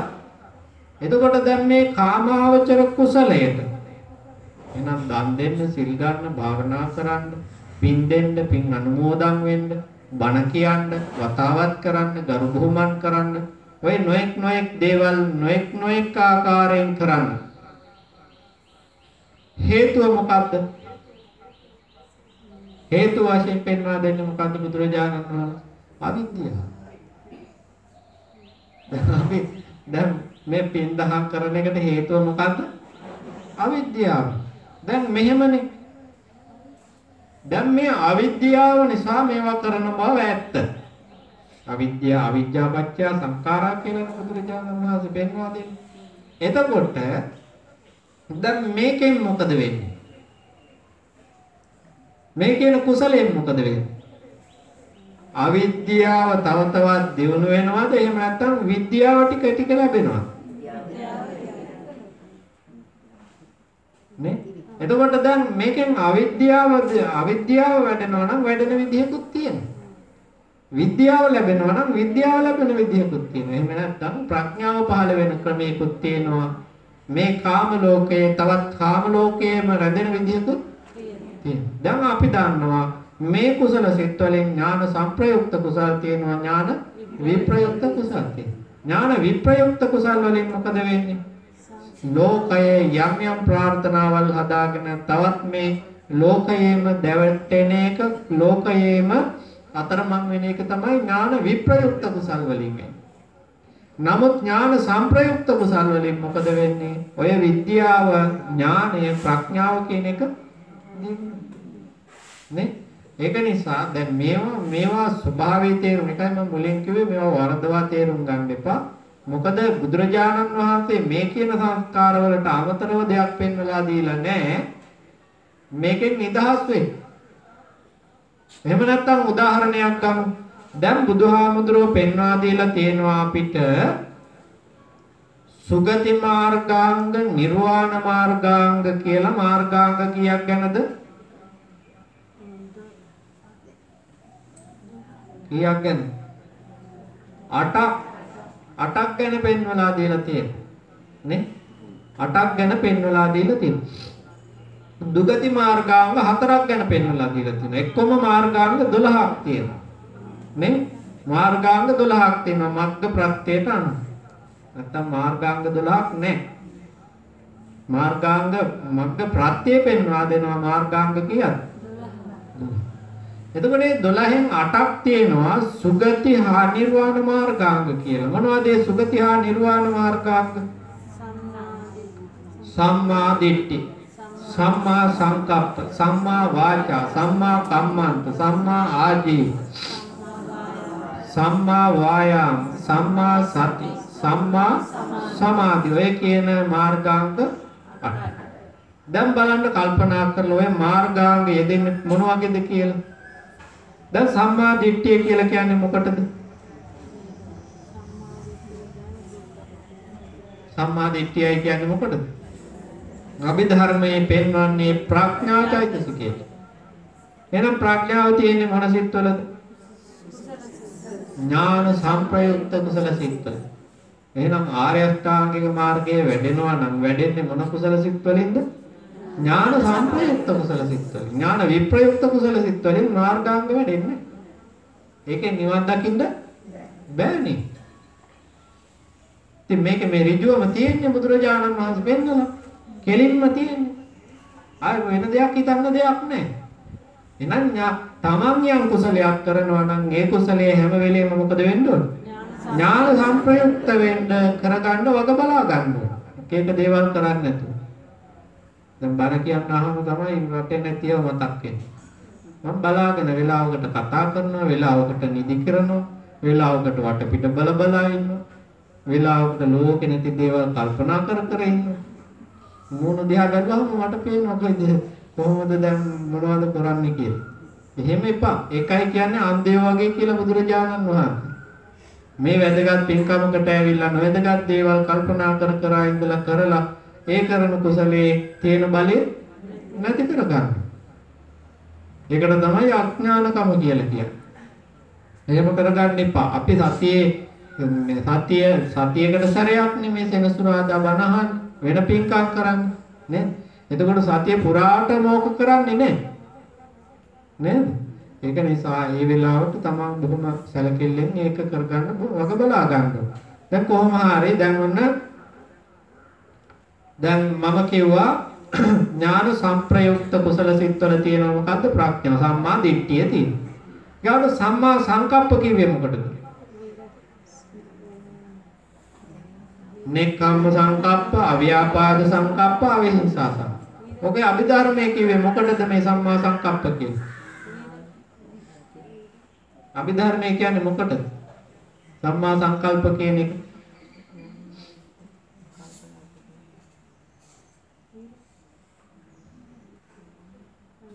මොනවද? මොන කල්පනා කරලා බලන්න.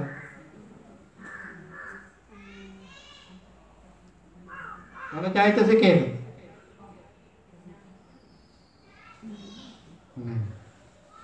විතර්ක චෛතසිකේ. සම්මා සංකප්ප කියේ මොකටද? විතර්ක චෛතසිකේ. එහෙනම් විතර්කය කියන්නේ මොකක්ද? අරමුණ අල්ලගන්න එක. අරමුණේ රඳවන එක. අරමුණ අල්ලගන්න එකට එතකොට අරමුණ අල්ලගෙන සම්මා සංකප්ප කියන්නේ ප්‍රඥා චෛතසිකය. ඔය දෙකම අයිති වෙන්නේ මොකටද? ප්‍රඥාවටයි අයිති වෙන්නේ ඔය දෙකම. තේරුණාද? එතකොට ඒ අරමුණ තදින් ගැනීමේ අල්ලා ගැනීමේ ශක්තිය තියෙන ඥාන සංප්‍රයුක්ත කුසල සිත්වල විනා ඥාන විප්‍රයුක්ත කුසල වල නෙමෙයි. එහෙනම් අපිට ඕකෙන්ම තෝරගන්න පුළුවන් ඥාන විප්‍රයුක්ත කුසල වල ස්වභාවය. අතෑරිලා හිත රැඳිලා නැහැ. හිත දුවනවා. හිත සැලෙනවා. හිතට විවිධ අරමුණු එනවා. මේ අරමුණු ගැන හිතා ඉන්නවා. මොන ඥාන විප්‍රයුක්ත කුසලී ස්වභාවය. කැඩෙනවා කියන එක අතරමැද. අයි අරමුණේ අල්ලගෙන නැහැ. ඊගාවට තියෙනවා සම්මා වාචා. වාචා කියන්නේ මොකද? සම්මා වාචා කියන්නේ මිත්‍යා වචනෙන් වෙන්නේ. මොනවද මිත්‍යා වචන? බොරු කියන එක. කේලම් කියන එක. පරුස වචන කතා කරනවා කියන එක.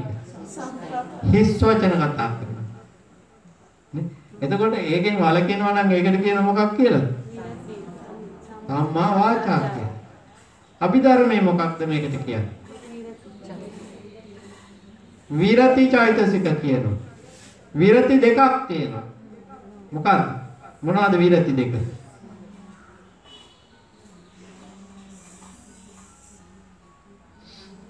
සම්පත්ත විරති හා සමාදාන විරති කියලා දෙකක් තියෙනවා. මේවා මතක නැත්තම් මතක් කරගන්න මේ අවශ්‍ය දෙයක් මම කියනවා. සම්පත්ත විරති හා සමාදාන විරති කියලා. සමාදාන විරති කියන්නේ මොකක්ද? ඒ සමාදාන විරති කියන්නේ. දැන් ඔයගොල්ලෝ මං කියේ දැන් සිල් සමාදන් වෙන්න නමස්කාරය කියන්නේ කියලා. ඊට පස්සේ කිව්වා නේද? පාණාති පාතා වේරමණී සික්ඛාපදං අදින්නා දාන වේරමණී සික්ඛාපදං කාමේසු මිච්ඡාචාරා වේරමණී සික්ඛාපදං මුසාවාදා වේරමණී සික්ඛාපදං සුරාමීරේ මජ්ජපමාදට්ඨාන වේරමණී සික්ඛාපදං. ඔබ කියනවා නේද? අන්න දැන් සිල්පද සමාදන් වෙනවා. සමාදන් වූ සිල්පද රකින්න. ඒකට කියනවා මොකක් කියලාද? සමාදාන විරති. සම්පත්ත විරති.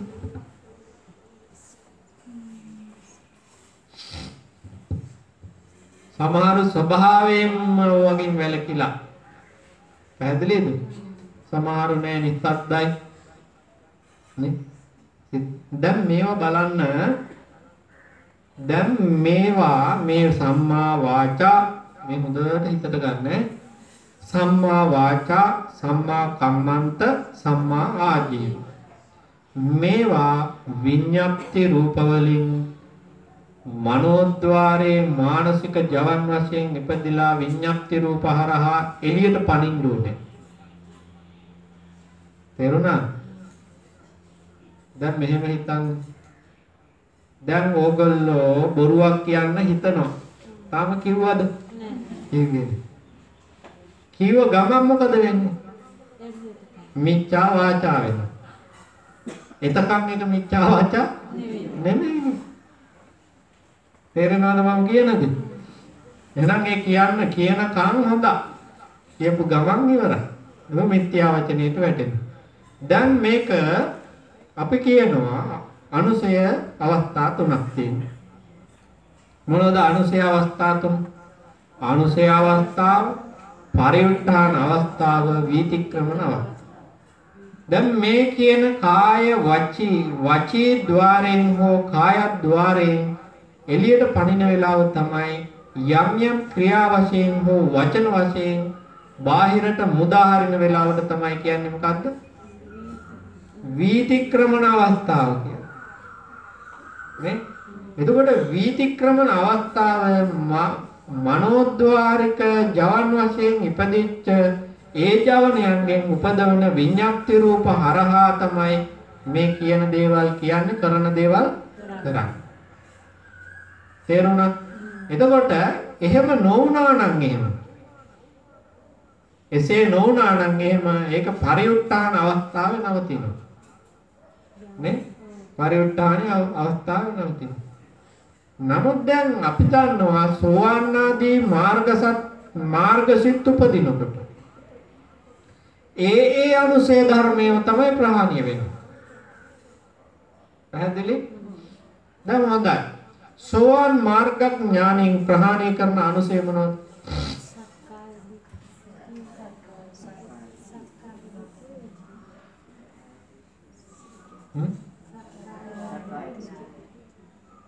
සක්කාය දිට්ඨිය අනුසය කියලා තියෙනවා? නෑ මං අහන්නේ අනුසය මොනවද කියලා. කාමරාගානුසය, භවරාගානුසය, දිඨානුසය, අවිජ්ජානුසය, පටිඝානුසය, මානානුසය වනේ. එහෙම නේද? හා? දැන් මම කියුවා කාමරාගානුසය, පටිඝානුසය, අවිජ්ජානුසය, මානානුසය, දිඨානුසය. ඔය අනුසය වලින් මොනවද නැති වෙන්නේ? දිඨානුසය. කාමරාගානුසය සෝවාන් මාර්ගඥානින් නැති වෙනවද? නැහැ. පටිඝානුසය නැති වෙනවද? නැහැ. අවිජ්ජානුසය නැති වෙනවද? නැහැ. මානානුසය නැති වෙනවද? නැහැ. දිඨානුසය නැති වෙනවද? දිඨානුසය විතරයි නැති වෙන්නේ. දිඨානුසය පමණක් නැති වෙන. එතකොට ඔය දිඨානුසය කියේ මොකද්ද මේ? දිට්ඨිය. මොකද්ද දිට්ඨිය? මොකද්ද දිට්ඨිය? ඔන්න දිට්ඨිය බුදුහාමුදුරුවෝ කොටස් 4කට බෙදුවා. මේවා මතක නැත්තම් මතක් කරගන්න ඈ. හැමදාම මතක් කර ඉඳලා වැඩක් නැහැ ඉතින්. රූපය ආත්මයයි. මොන එකක්? මොකද්ද? රූපය ආත්මයයි. තව එකක්. ආත්මය රූපයයි. රූපය තුල ආත්මයයි. ආත්මය තුල රූපයයි. දැන් මෙතන මේ හතරෙම එකක් එනවා. මොකද්ද? ආත්මයයි රූපයයි. එනවා නේද? මේ හතරෙන් දෙකක් අපිට එළියට ගන්න පුළුවන්. මොකද්ද දෙක? එකක් ආත්මය, අනෙත් එක රූපය. මේකේ මේ පොත්පත්වල සඳහන් කරනවා මෙහෙම. මොකද්ද? එක්කෝ රූපවත් වූ ආත්මය, එහෙම නැත්නම් අරූපවත් වූ ආත්මය. දැන් අපි දකින්නේ මොන ආත්මයද? රූපවත් වූ ආත්මය. ඔන්න අරූප ධ්‍යාන වැඩුවා නම් එනවා අරූපවත් වූ ආත්මය. දැන් ඒක නෑනේ අපි කාමාවචර ලෝකයේ කාම ලෝකයේ ජීවත් වෙන මිනිස්සු. කාම ලෝකයේ ඉන්න මේ මිනිස්සු මොකද කරන්නේ? ගන්නෙත් රූප අරමුණු, හිතන්නේ රූපාරමුණු පරිහරණය කරන්නේ රූපාරම්මන එක්කම මේ දොරටු හරහා වැඩ කරන්නේ එක්කම රූප නේ එන්නේ රූප යන්නේ රූප තියෙන්නේ රූප එක්කම රූප හිතන්නේ රූප එක්කම තියෙන්නේ මොනවත් එක්කද රූපات එක්ක දැන් එතකොට අපි දකිනවා දැන් ඔන්න අපි කියනවා ප්‍රඥප්ති ධර්ම කියලා මොන ප්‍රඥප්තියද සත්ව ප්‍රඥප්තිය නේ එතකොට දැන් මෙතන ඒ භවයෙන් මේ භවයට එන මේ භවයෙන් ඊගාව භවයට යන එළොෙන් මෙලොවට මෙලොෙන් පරලොවට යන සත්වයෙක් ඉන්නවා නේද ඔය ඉන්නවා නෑ කියන්න එපා ඒ භවයෙන් මේ භවයෙන් නෑ බොරු කියන්න එපා නේ ඒ භවයෙන් මේ භවයට මේ භවයේ ඒ භවයට යනවා දැන් මේ භවයෙන් භවයට සැරිසරන ආත්මයක් තියෙනවා. එයා නේද ඔය මිනිස්සයා. එහෙනම් නැහැ කියන්නේ. ඔන්න මේ මිනිස්සයා මොකද වුනේ? මේ භවේ මේකට ආවා. මේකෙන් ඒකට යනවා. ඒකට කියන්නේ ඊගාවට. නේ? ඔන්න දැන් මේ භවගාමී ජීවිතයක් ගත කරන සත්වයෙක් ඉන්නවා. ඔන්න ඒකට තමයි ආත්මය කියලා කියන්නේ. ඒ ආත්මය බුදුරජාණන් වහන්සේ දේශනා කරනවා ඒක දිට්ඨියක්. ඒක මොකද්ද? දිට්ඨියක් කියන්නේ මොකද? වරදවාගත් අදහසක්. වරදවාගත් අදහසක් ඒක. වරදවාගත් අදහසක් කියන්නේ මොකද? හිතේ ඇඳිච්ච බොරුවක්. හිතේ රැඳිච්ච බොරුවක් මේක. එහෙනම් ඇත්ත මොකක්ද? ඒ භවයෙන් මේ භවයට ආපු කෙනෙකුත් නෑ මේ භවයෙන් ඊගාව භවයට යන කෙනෙකුත් නෑ. එහෙනම් මොනවද තියෙන්නේ? මොනවද තියෙන්නේ? නොයෙක් හේතු නිසා ඉපදෙච්ච නොයෙක් නාම රූප ධර්මියෝ තියෙනවා.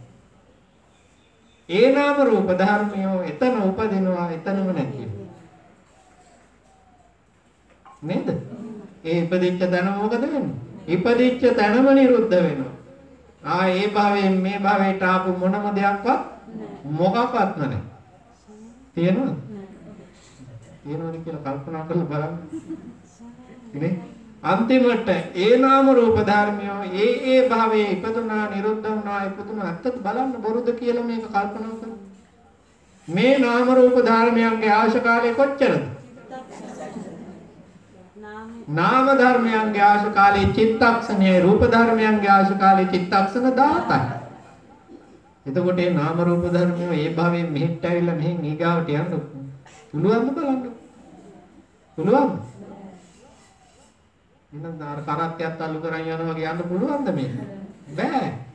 මේක නොයෙක් හේතු නිසා දැන් මේ පටිච්ච සමුප්පාදයේ බුදුරජාණන් වහන්සේ පෙන්වන්නේ එක හේතුවකුයි එක ඵලයකුයි. මේක දේශනා විලාසයක් පමණයි. බුදුරජාණන් වහන්සේ මේ ධර්මයේ විග්‍රහ කරන්න පෙන්වා ගත්ත එක මාතෘකාවක් පමණයි මේක. නමුත් මේ ධර්මයේ සඳහන් වෙනවා නානා හේතු නානා ඵල වශයෙන්. ඒ කියන්නේ නොයෙක් හේතු නොයෙක් ඵල. ඒ කියන්නේ එක හේතුවකින් එක ඵලයක් උපදවනවට වඩා දෙක තුනක් උපදවන්න බෑ. තේරෙනවද? එක හේතුවකට එක ඵලයයි නොඑක හේතුවලින් නොඑක ඵල. දැන් රූප බලන්න. කර්මයෙන් උපද්දවන රූප වලට කර්මජ රූප කියනවා. නේද? එතකොට කර්මයෙන් චිත්තජ රූප උපද්දවවද? නෑ. කර්මයෙන් ඍතුජ රූප උපද්දවවද? නෑනේ. කර්මයෙන් ආහාර රූප උපද්දවද? නෑ. කර්මයෙන් උපද්දවන්නේ කර්මජ රූප විතරයි. චිත්තයෙන් උපද්දවන්නේ චිත්තජ රූප විතරයි. ඍතුයෙන් උපද්දවන්නේ ඍතුජ රූප විතරයි. ආහාරයෙන් උපද්දවන්නේ ආහාර රූප විතරයි. දැන් මොන හතර දෙනෙක් එකතු වුණාම ප්‍රත්‍ය හතරක රූප උපදිනවා. නොඑක් හේතු නොඑක් ඵල. එක හේතුවක් නෙමෙයි. දැන් බලන්න හේතු ප්‍රත්‍ය, ආරම්මන ප්‍රත්‍ය, අධිපති ප්‍රත්‍ය, අනන්තර, සමානන්තර, පුරේජාත, පච්චාජාත ආදී නොයෙක් ප්‍රත්‍ය තියෙනවා. නමුත් ඔය එක ප්‍රත්‍යක් ගැනවත් පටිච්ච සමුප්පාදය කියන්නේ නේද? නමුත් අවිද්‍යාව සංස්කාරයන්ට ප්‍රත්‍ය වෙන්නේ අන්නර ප්‍රත්‍යෙන් තමයි අපිට තෝරගන්න ඕන. මොන ප්‍රත්‍යෙන්ද අවිද්‍යාව සංස්කාරයන්ට ප්‍රත්‍ය වෙන්නේ කියන්නේ? පැහැදිලි මං කියනද? එහෙම තෝරගත්තේ නැත්නම් එහෙම අවිද්‍යාව නිසා සංස්කාර වෙනවා කියලා උඩින් බලන නවත්ත ගන්න වෙනවා. උඩින් බලලා හිතාගෙන එතනින් නතර වෙන්න වෙනවා. ඒකේ තියෙන තවත් මොනවද කියලා හොයන්න බෑ. ඒක දන්නේ නැත්නම් කරන්න බෑ. තේරෙනව නේද? ඒක නිසා දැන් බලන්න බුදුරජාණන් වහන්සේ දේශනා කරන මෙන්න දිට්ඨානුසය. නේද? දිට්ඨිය. එතකොට සෝවාන් මාර්ගඥානය කියන මේ මාර්ගඥාණයෙන් ප්‍රහාණය වෙන්නේ මෙන්න මේ කියන අනුශේ ධර්මයේ පමණයි.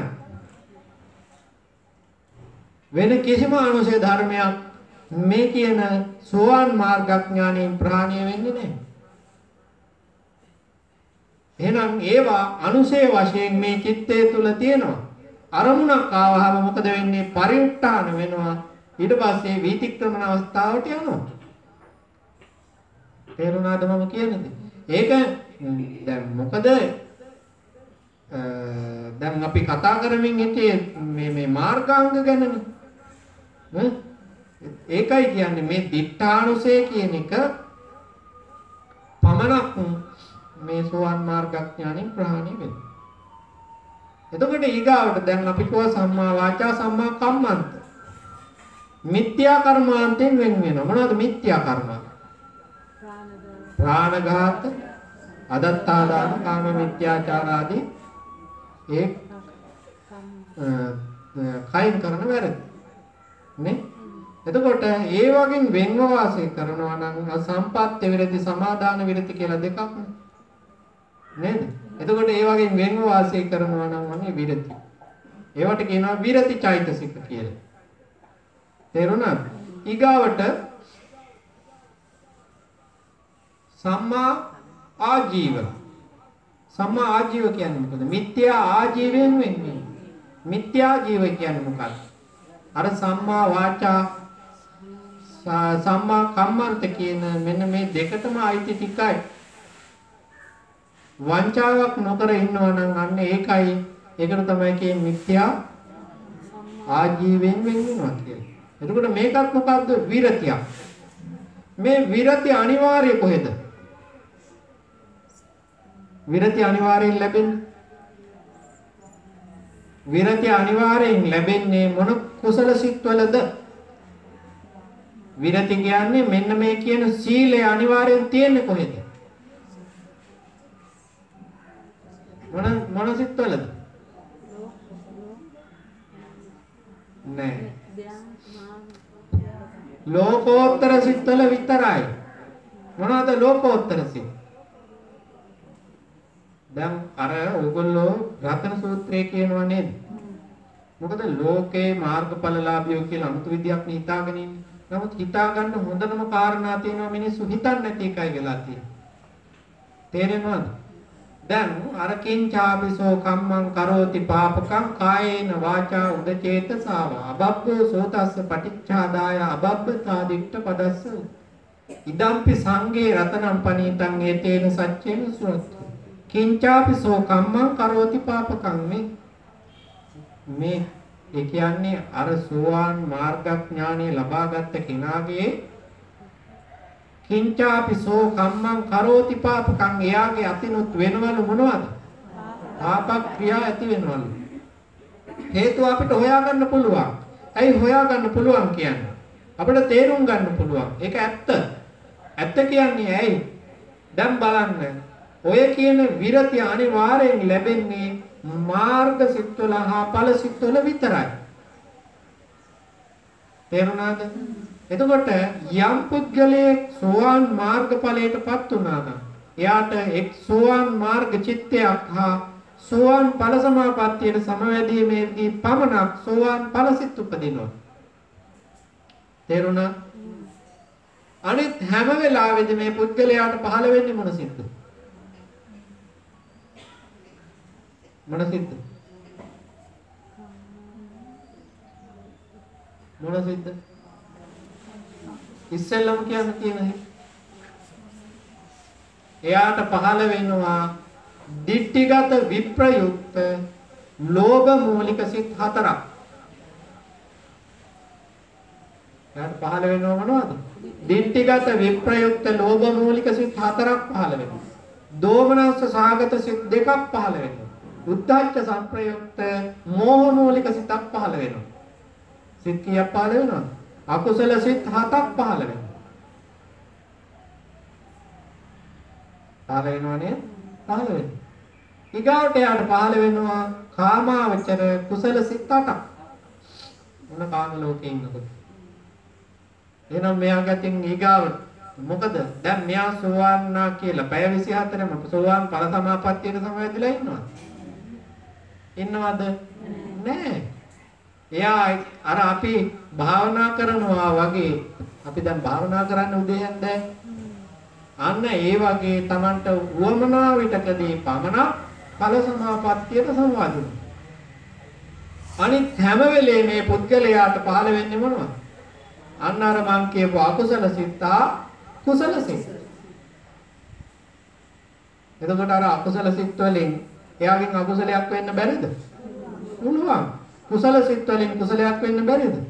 පුළුවන්. ඒකයි බුදුරජාණන් වහන්සේ අර රාතන සූත්‍රයේදී අර විදිහට දේශනා කරලා තියෙන ඊගාවට. දැන් මේ විරති ආයසිත වල නෑ මොනවද? කාමාවචර කුසල සිත් නම් ඒක සීලමය පුණ්‍යක්‍රියාවක් විය යුතුයි. අනෙක් පින්කම් වල ඔය විරති ලැබෙන්නේ නැහැ. දානයේ විරති නැහැ. භාවනාවේ විරති නැහැ. විරති තියෙන්නේ මොකක්ද? සීලයේ පමණයි. සීල් සමාදන් වුණොත් පමණයි. තේරෙනවද මම කියන්නේ? ඊගාවට බුදුරජාණන් වහන්සේ දේශනා කරනවා රූපාවචර අරූපාවචර කුසල සිත්වල විරති නැහැ. පැහැදිලිද? රූපාවචර අරූපාවචර කුසල සිත්වල විරති නැහැ. විරති අනිවාර්යෙන් තියෙන්නේ මාර්ග සිත්වල හා ඵල සිත්වල පමණයි. ඔන්න දැන් ඔන්න විරති ගැන මම කිව්වා. ඊගාවට තියෙනවා සම්මා වායාම.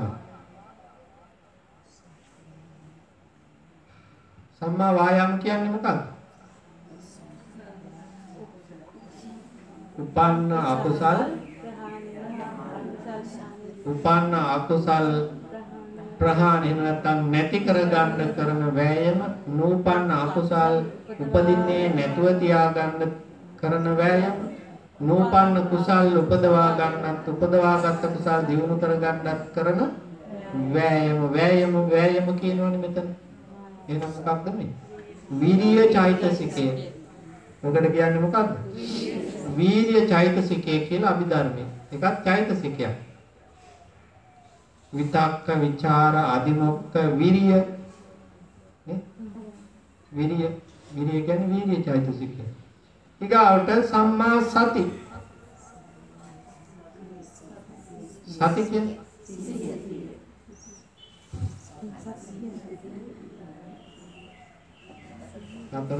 අභිධර්මයෙන් කියන්නේ මොකක්ද? විචාර. අභිධර්මයේ තියෙන චෛතසික කියන්නේ ඉතින්ලම. දැන් මේ මම කියන්නේ ගොඩක් දුර ගිය එකක් නෙවෙයි. මුලේම මතකයිද දන්නේ? මොකද්ද? සති කියන්නේ සෝමන සාධාරණ චෛතසිකයක්. ශ්‍රද්ධා සති. ශ්‍රද්ධා සති එහෙනම් ඒවා තියෙන්නේ කොහෙද? කුසල සිත්වල.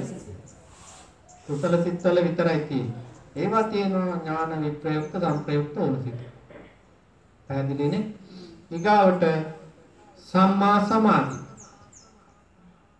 සමාධි කියන්නේ ඒකාග්‍රතාව. අභිධර්මයේ කියනවා මොකක්ද කියලා? ඒකාග්‍රතා චෛතසිකය. පස්ස වේදනා සංඥා චේතනා ඒකාග්‍රතා ජීවිතේන්ද්‍රිය මනසිකාරවතිය. ඒකාග්‍රතා කියන්නේ චෛතසිකයක්. පැහැදිලි නේද? දැන් බලන්න ඔය දැන් කියපු ආර්ය අෂ්ටාංගික මාර්ගයේ මාර්ග 8ම ගත්තාම මොනවද? චෛතසික 8ක්. චෛතසික 8ක්. එතකොට ওই චෛතසික 8ම තියෙන්නේ මොන වගේද බලන්න. මොන වගේද තියෙන්නේ? කාමාවචර සෝමනස්ස සාගත ඥාන සංප්‍රයුක්ත අසංකාරික කුසල සිතේ තියෙනවා.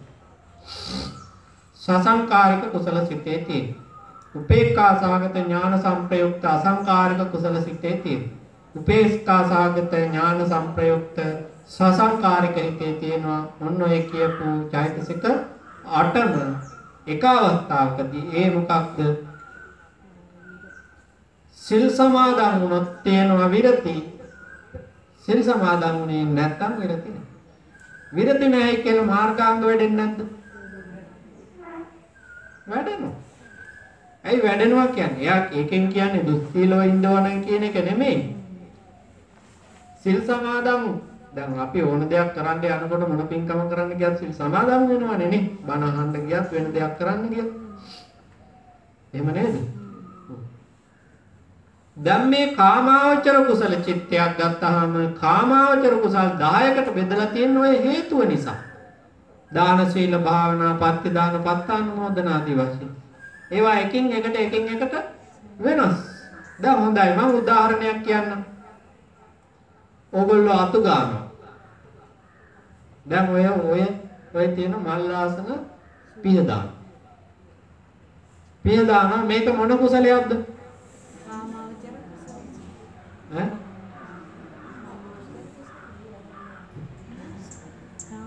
අපචායනයක්ද වෙయ్యවච්චය. වෙయ్యවච්චය වතාවතක් නේ. වතාවත් කරනානේ. දැන් ওই මාල් ටික මෙහෙම අත ගාලා දානකොට ඔන්න කෝඹි රංචුවක්ම යනවා පොඩි වෙයි. චප්ප වෙලා යනවා. යන්නේ නැද්ද? ඉතින් වෙලා තියෙන හින්දානේ මම කියන්නේ. දැන් අපි කෝඹි මරන්න ඕන කමක් අපිට නෑ. නමුත් මාල් ටික අයින් කරනකොට කෝඹි ටික මැරිලා. දැන් අපේ හිත තියෙන්නේ මොකේද? මාල් ටික අයින් කරපු එකේ නෙමේ මැරිච්ච කෝඹි ටික. එහෙම නේද? මැරිච්ච කෝඹි ටික. නමුත් දැන් මොකද ඒකේ විරති නැහැ කියන්නේ ඒ හේතුව නිසා. අපි වතාවත කරනවා මිසක් අර කියපු එකෙන් අපි වෙන වෙලා නැහැ. නමුත් අපි සැලකිලිමත් වෙන්න ඕනේ. අර අපි හිතාමතා නොකරන නිසා අපිට ඒක බලවත් අකුසලයක් නැහැ. අර පසුතැවීම නිසා මගේ අතින් මැරුණා නේද මේ සත්තු ටික කියලා පසුතැවෙනවා. පසුතැවීමෙන් තමයි අර අකුසලේ ඇති වෙන්නේ. අපි ඉතින් සැලකිලිමත් වෙන්න ඕනේ. එහෙම නොවෙන්න වැඩ කරන්න. දැන කරනවා නම් එහෙම ඒකේ අකුසලයක් තියෙනවා. තේරෙනවද මම කියන්නේ? ඒක නිසා ඔය 10කට බෙදලා තියෙන බුදුරජාණන් වහන්සේ එකක අල්ලගෙන ඒකෙන් පසුතැවෙන්න හරි ඒකෙම ලතැවෙන්න නෙමෙයි. අවස්ථා 10කදී අපිට ඒ දෙයින් සතුටු වෙන්න තමයි ඔය 10ක් බුදුහාමුදුරු පෙන්වලා තියෙන්නේ.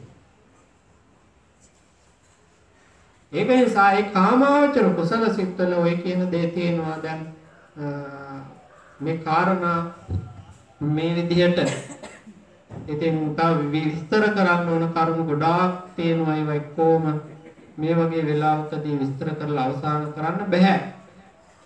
මොකද මේ සංස්කාර මොකද මේ සත්වයා පුද්ගලයා කියලා කියන්නේ සංස්කාර තොගයකට. සංස්කාර ගොඩක් නේ. එතකොට මේ සංස්කාරවල ඉඳගෙන පුද්ගලයා රැස් කරන්නේත් මොනවද? සංස්කාරමයි. එතකොට මේ සංස්කාර ධර්මයන්ගේ පැවැත්මක් විනා ජීවත් වෙන උපදින මැරෙන සත්වයේ මේ ලෝකයේ නැහැ. ඉන්නවා කියලා හිතාගෙන ඉන්න එක තමයි මේ අපේ තියෙන මුලාව, මෝහය, වැරදි අදහස, වැරදි කල්පනා. ඒක නිසා ඒ බව කල්පනා කරලා බලන්න. නිතර සිහියේ තියාගන්න බලන්න. ධර්මදේශනාව මෙතකින් સમાપ્ત කරනවා. ධර්මදේශනාවට ආරාධනා කරපු අපේ පින්වත් මව්වරුන්ට අපි සුබ පතනවා, ආශිර්වාද කරනවා. අද මේ ධර්මදේශ